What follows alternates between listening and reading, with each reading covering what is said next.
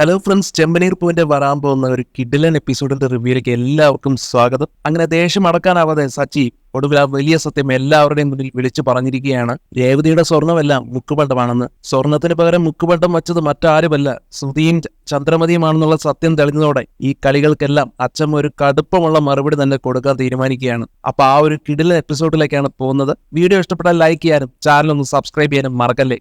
അങ്ങനെ സച്ചിയും രേവതിയും കുടുംബാംഗങ്ങളും ചേർന്ന് അച്ഛമ്മയുടെ 80ാം പിറന്ന് ഗംഭീരമാക്കാനുള്ള ഒരുക്കത്തിലാണ്. ഇങ്ങനെയൊക്കെ ആണെങ്കിലും സച്ചി വലിയ മാനസിക സമ്മർദ്ദത്തിലുമാണ്. കാരണം തന്റെ കയ്യിലുണ്ടായിരുന്ന സ്വർണം നഷ്ടപ്പെട്ട വിഷമമാണ് സച്ചി അലട്ടുന്നത്. അച്ഛമ്മയുടെ ഈ ഒരു സുപ്രധാന ആഘോഷം തകർന്നു പോകാതിരിക്കാൻ രേവതി കർശനമായ ഒരു നിലപാടെടുക്കുന്നുണ്ട്. സച്ചിയെ പിടിച്ചു നിർത്തി സച്ചിയോട് ഒരുറപ്പെല്ലാം വാങ്ങിയെടുക്കുന്നുണ്ട് രേവതി.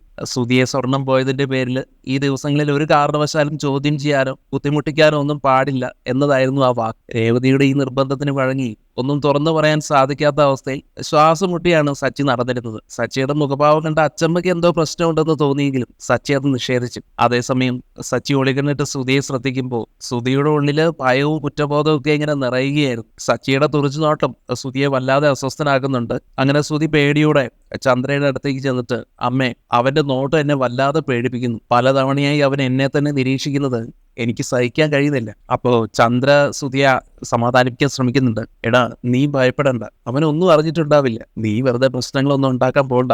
അപ്പോഴും നമ്മുടെ ശ്രുതി ആശങ്കയോടെ പറയുകയാണ്, അമ്മേ, ഒരു നിമിഷം ആലോചിച്ച് നോക്ക്, ഒരുപക്ഷെ അവൻ സ്വർണ്ണം എടുത്തത് അച്ചമ്മയ്ക്ക് സമ്മാനം വാങ്ങാനാണെങ്കിലും, അല്ലെങ്കിൽ ആ സ്വർണം വിൽക്കാൻ കൊടുത്തപ്പോൾ വ്യാജമാണെന്ന് കടക്കാരെങ്ങനെ തിരിച്ചറിഞ്ഞിട്ടുണ്ടെങ്കിലും. ഇത് കേൾക്കുമ്പോൾ ചന്ദ്രയ്ക്ക് പേടി പിടിക്കുന്നുണ്ട് കേട്ടോ. എടാ, നീ നിന്റെ വായൊന്നും അടക്കി, ഇതൊന്നും ആരും അറിയരുത്. നിന്റെ അച്ഛനെങ്ങാനും അറിഞ്ഞാൽ എന്നെ അന്ന് കൊല്ലും. അച്ചമ്മ അറിഞ്ഞാലും അതുപോലെ തന്നെ. നമ്മൾ രണ്ടുപേരെ ഇവിടെ ജീവനോടെ കുഴിച്ചു മൂടും അവര്. എനിക്ക് ആകെ പേടിയാകുന്നെന്നൊക്കെ പറഞ്ഞ് ശ്രുതി കരയാൻ തുടങ്ങുന്നത്. നീ ഒരക്ഷരം മിണ്ടി പോരുത്. നീ കാരണം എത്ര പ്രശ്നങ്ങളാണ് ഞാൻ അനുഭവിക്കുന്നത്. അത് പിന്നെ എന്റെ അന്നത്തെ അവസ്ഥ അങ്ങനെ ആയിരുന്നില്ലേ അമ്മ.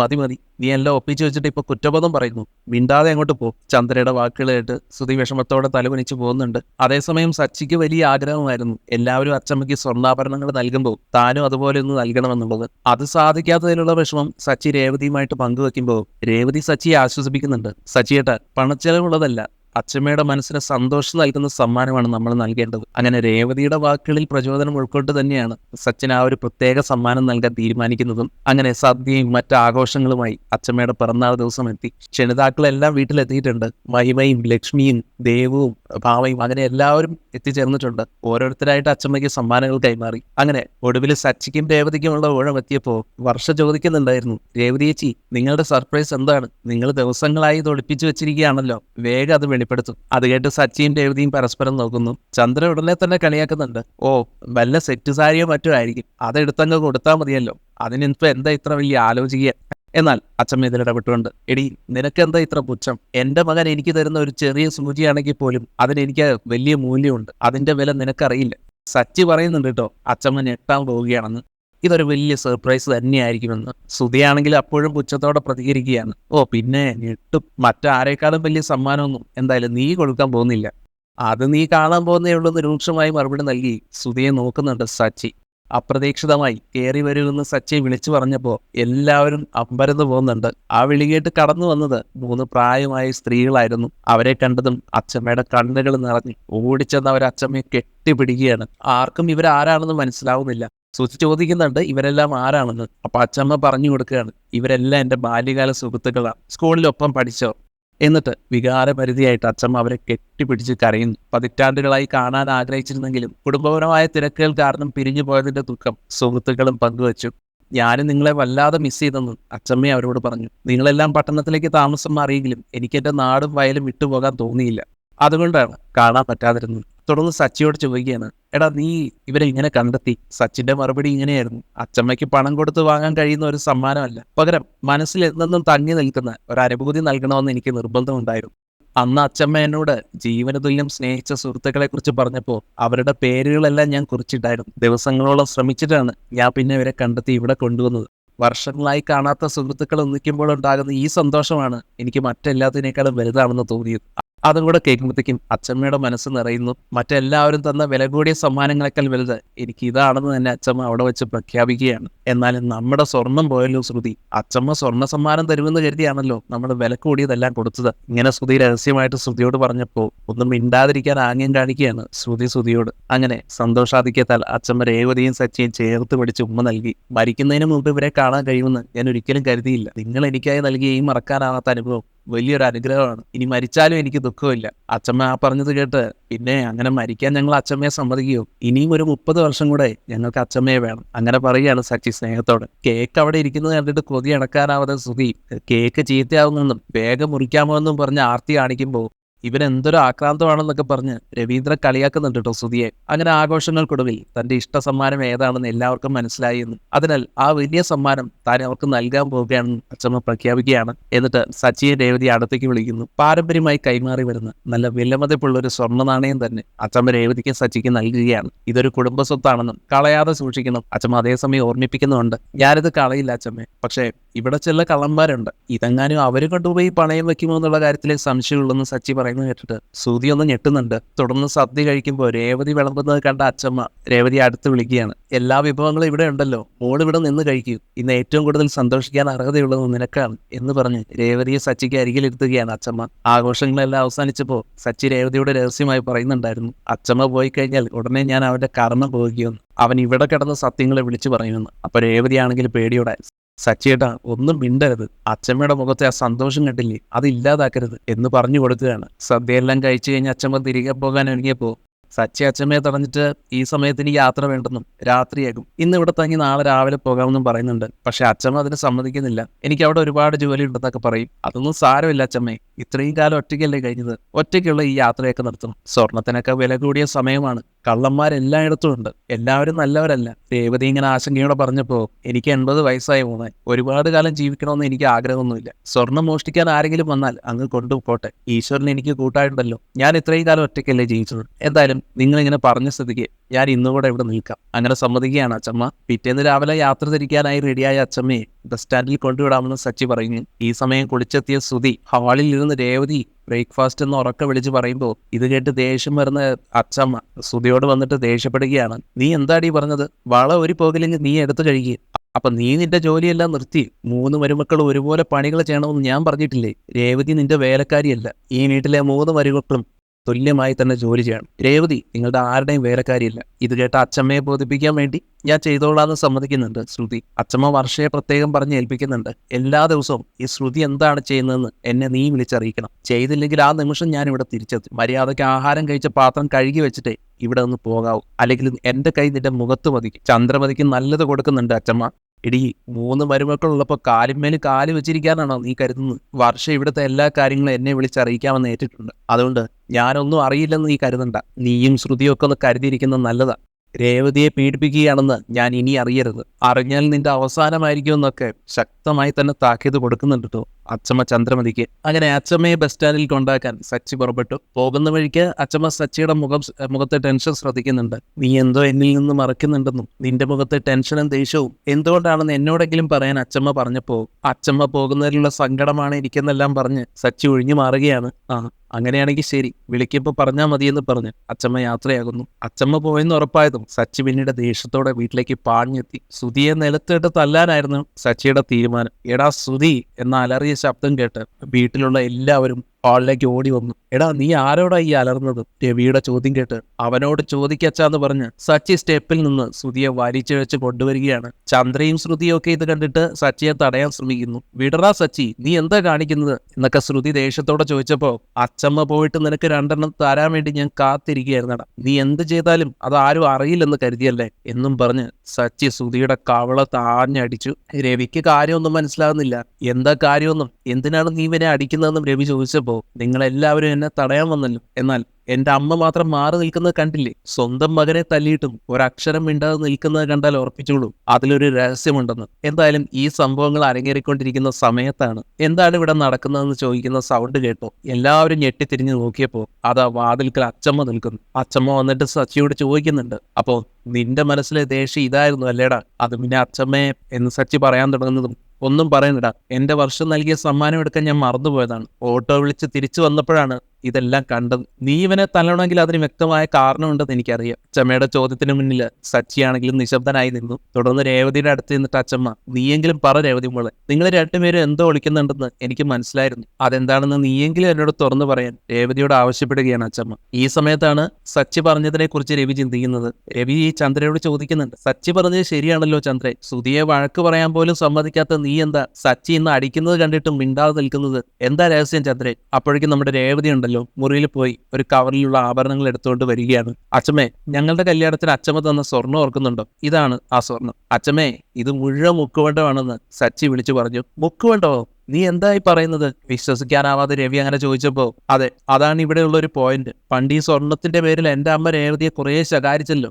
അപമാനം സഹിക്കാനാവാതെ രേവതി ആ സ്വർണ്ണ ഊരി അമ്മയെ ഏൽപ്പിച്ചിട്ട് പറഞ്ഞു, എന്റെ ഭർത്താവ് വാങ്ങി തരുന്ന സ്വർണ്ണമേ ഇനി ഞാൻ അണിയുമെന്ന്. അതിനുശേഷം രേവതി ആ സ്വർണം വാങ്ങിയിട്ടില്ല. അച്ചമ്മയുടെ പിറന്നാളിന്റെ സ്വർണ്ണമാല വാങ്ങാൻ ഞങ്ങൾ ഈ സ്വർണം ചോദിച്ചു. എന്റെ അമ്മ അത് കൊണ്ടുതന്നു. പക്ഷേ അതുകൊണ്ട് ഞങ്ങൾ ജ്വല്ലറിയിൽ പോയപ്പോഴാണ് അത് മുക്കുവണ്ടമാണെന്നാണ്. മുക്കുവണ്ടവുമായി കടയിൽ കയറി ഞങ്ങളെ അവർ പുച്ഛിച്ചു. പോലീസ് സ്റ്റേഷനിൽ പറയാൻ ഒരുങ്ങിയതാണ്. ഭാഗ്യത്തിന് രേവതിക്ക് അറിയുന്ന കടയുടമ അവിടെ ഉണ്ടായിരുന്നു. രേവതി ഒരിക്കലും കള്ളം ചെയ്യില്ല, അധ്വാനിച്ച് ജീവിക്കുന്ന കുട്ടിയാണെന്ന് പറഞ്ഞ് അയാൾ ഞങ്ങളെ രക്ഷിച്ചു. ആ നിമിഷം ഞങ്ങൾ ഭൂമിയിലേക്ക് താഴ്ന്നു പോയെങ്കിലെന്ന് ആഗ്രഹിച്ചു പോയി. അതേ അച്ചമ്മേ, ഞങ്ങളെ കള്ളന്മാരെ പോലെ ആക്കിയത് ഇവനും ഇവന്റെ അമ്മയുമാണ്. ഇങ്ങനെയെല്ലാം പറഞ്ഞ് സച്ചി പൊട്ടിത്തെറിക്കുകയാണ് അവിടെ നിന്ന്. അപ്പോഴേക്കും ശ്രുതി ഇതിൽ ഇടപെട്ടുകൊണ്ട് പറയുക, സച്ചി, നിന്റെ അമ്മയുടെ കയ്യിലായിരുന്നല്ലോ സ്വർണം, നീ എന്തിനാ അപ്പൊ ശ്രുതിയെ കുറ്റം പറയുന്നത്? അതെന്തിനാണെന്നോ? നിനക്കും ശ്രുതിക്കും ഒക്കെ വേണ്ടി എന്റെ അമ്മ എന്തും ചെയ്യും. അച്ചമ്മയുടെ സന്തോഷം നഷ്ടപ്പെടരുതെന്ന് കരുതി മാത്രമാണ് ഞങ്ങൾ ഇക്കാര്യം പറയാതിരുന്നത്. ഈ കള്ളനാണ് എല്ലാത്തിനും കാരണം. അച്ചമ്മ കൊടുത്ത സ്വർണം മുക്കുവണ്ടമാക്കി അതിന്റെ പണം കൈക്കലാക്കാൻ നിനക്കും നിന്റെ അമ്മയ്ക്ക് ഒരവകാശം ഇല്ലടാന്ന് പറഞ്ഞ് സച്ചി ദേഷ്യപ്പെടുന്നുണ്ട് ശ്രുതിക്ക് നേരെ. അച്ചമ്മ ഇത് കേൾക്കേണ്ട താമസം ചന്ദ്രയാണ് ചോദ്യം ചെയ്യുന്നത്. ചന്ദ്രയെ, സ്വർണം നീയാണോ മാറ്റി മുക്കുവണ്ടമാക്കിയത്? ചന്ദ്രയാണെങ്കിൽ ഭയമെല്ലാം മറച്ചു വെച്ച് പറയുക, അമ്മേ, എനിക്ക് അറിയില്ല, അവര് തന്നത് ഞാൻ എടുത്ത് ഷെൽഫിൽ വെച്ചു, അത്രേ എനിക്കറിയും. അത് മുമ്പേ മുക്കുവണ്ടമായിരുന്നു എന്ന് ആർക്കറിയാം? ചന്ദ്രയുടെ ആ മറുപടി രേവതിക്ക് ഒട്ടും സഹിക്കുന്നില്ല.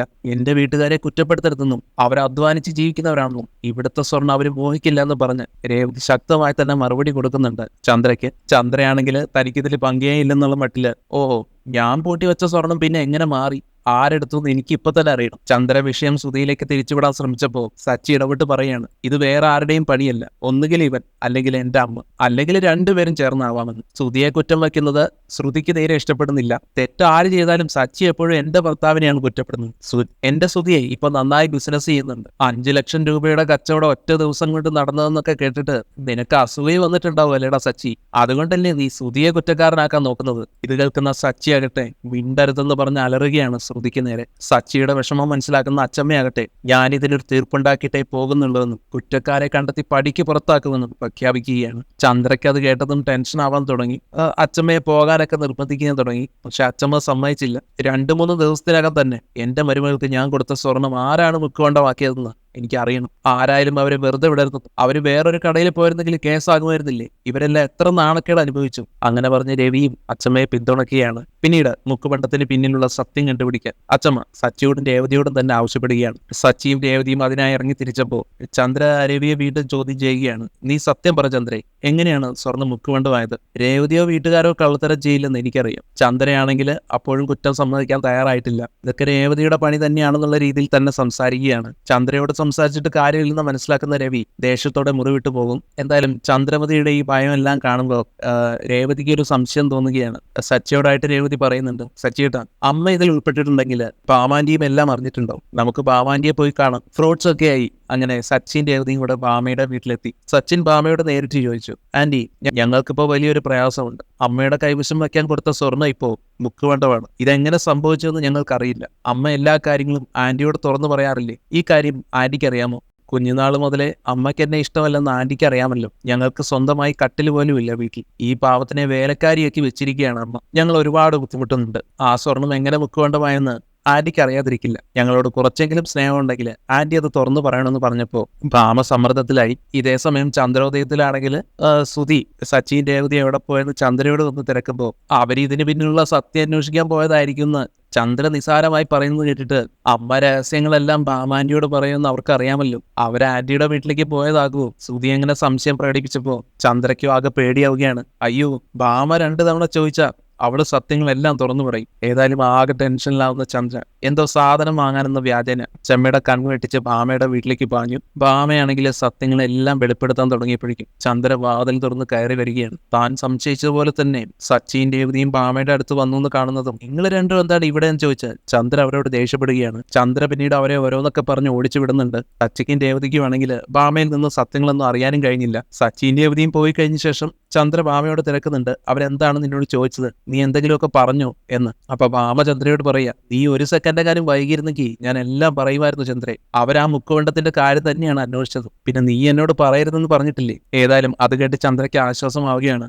അതോടൊപ്പം എന്റെ അമ്മായിയമ്മ പോയിട്ടില്ലെന്നും അവർക്ക് സത്യം അറിയണമെന്നുള്ള വാശിയാണ്. അത് അറിഞ്ഞു കഴിഞ്ഞാൽ അവരെന്നെ പുറത്താക്കുമെന്നുള്ള ഭയമൊക്കെ ചന്ദ്ര ഭാമയോട് പ്രകടിപ്പിക്കുകയും ചെയ്യുന്നു. ഭാമയുടെ വീട്ടിൽ നിന്നും പുറത്തു വന്ന സച്ചി രേവതിയോട് പറയുന്നുണ്ട്, കണ്ടോ നമ്മൾ ചോദിക്കുമ്പോൾ കൃത്യസമയത്ത് അമ്മ വന്നത്. അമ്മയ്ക്ക് അറിയാമായിരുന്നു ഭാമാന്റെ രഹസ്യം പറയുമെന്ന്. അതുകൊണ്ടാണ് ബാണം ഇട്ട പോലെ വന്നത്. പിന്നെ നമ്മളെ ഓടിച്ചുവിടാൻ അമ്മയ്ക്ക് എന്ത് ഉത്സാഹമായിരുന്നു. അമ്മയ്ക്ക് ഇതിൽ പങ്കുണ്ട് രേവതി. സച്ചിയുടെ ഈ തോന്നലുകളെല്ലാം രേവതിക്കും ഉണ്ടായിരുന്നു. രേവതിക്കും ഉറപ്പാവുകയാണ് ചന്ദ്രയ്ക്കും ഇതിൽ പങ്കുണ്ടെന്ന്. അങ്ങനെ സച്ചി ആകെ ടെൻഷനിലിരിക്കുന്ന സമയത്താണ് നമ്മുടെ മഹേഷ് വിളിക്കുന്നത്. ഞാനാകെ വട്ട് പിടിച്ചിരിക്കുകയാണെന്നും സ്വർണ്ണക്കേസ് കാരണം ഉറക്കം പോലും ഇല്ലെന്നും സച്ചി വിഷമത്തോടെ മഹേഷിനോട് പറഞ്ഞപ്പോ മഹേഷ് പറയുന്നുണ്ട് സച്ചിയോട്, എടാ നീ ടെൻഷൻ അടിക്കാതെ വാ, വിലക്കുറവിൽ സാധനങ്ങൾ വിൽക്കുന്ന ഒരു കമ്പനിയുടെ പരസ്യം ഞാൻ കണ്ടു. വാഷിംഗ് മെഷീനും ഫ്രിഡ്ജും എല്ലാം 4000 രൂപയ്ക്ക് കിട്ടും. നിന്റെ ചേട്ടന്റെ കടയിൽ പോയപ്പോ 20,000 രൂപയൊക്കെയാണ് പറഞ്ഞത്. അതുകൊണ്ട് നമുക്ക് ഇവിടെ ഒന്ന് പോയി നോക്കാം. അങ്ങനെ പറഞ്ഞ് വിളിക്കുകയാണ് മഹേഷ്. പിന്നീട് ഫ്രിഡ്ജ് വാങ്ങാനായി സച്ചിയും മഹേഷും കൂടെ ആ കടയിലെത്തുന്നു. ഇത്ര വിലക്കുറവിൽ വിറ്റാൽ നിങ്ങൾക്ക് ലാഭം ഉണ്ടാകില്ലേ എന്ന് സച്ചി ചോദിച്ചപ്പോ